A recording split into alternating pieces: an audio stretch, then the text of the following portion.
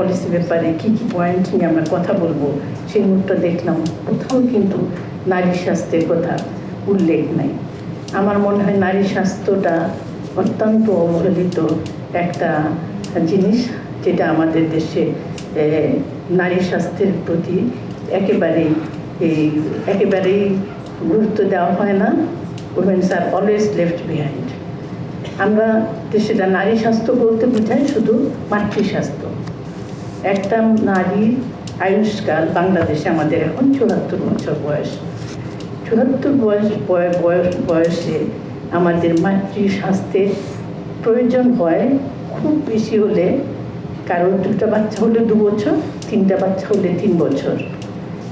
এই 3 বছর 74 বছর বয়সে 3 বছর হলে বাকি 71 বছর তার যে স্বাস্থ্য সমস্যা আছে সেগুলোকে আমরা অ্যাকনলেজ করি না।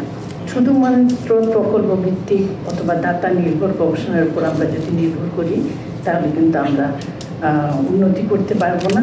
আমাদের দীর্ঘমেয়াদী প্রাতিষ্ঠানিক একটা ব্যবস্থা গড়ে তোলা সম্ভব হবে না। আর গবেষণার ফলাফলের কথা এটা অন্যান্য বক্তারাও বলেছেন। গবেষণার ফলাফলকে সহজ ভাষায় পলিসি ব্রিফ বা র্যাপিড এভিডেন্স রিভিউ বা ডিসিশন সাপোর্ট নোট আকারে নীতি নির্ধারকদের কাছে কিন্তু পৌঁছাতে হবে, যাতে ব্যবস্থা এবং এই পৌঁছানোর ব্যবস্থাটাকে আরও শক্তিশালী করতে হবে। আস্তে আস্তে আমরা নিজেরা স্বনির্ভর হতে যাচ্ছি, কিন্তু আমার মনে হয় এটা আরও স্ট্রেংথেন করতে হবে। বিশেষ করে এই গবেষণা স্বাস্থ্য বাজেট যে একটা আছে, তার মধ্যে গবেষণার জন্য বাজেটটা যদি আমরা বৃদ্ধি করতে না পারি, গবেষণা কিন্তু আগাগোড়াই একটা নেগলেক্টেড ইস্যু আমাদের দেশে, এটা উন্নতি হবে না।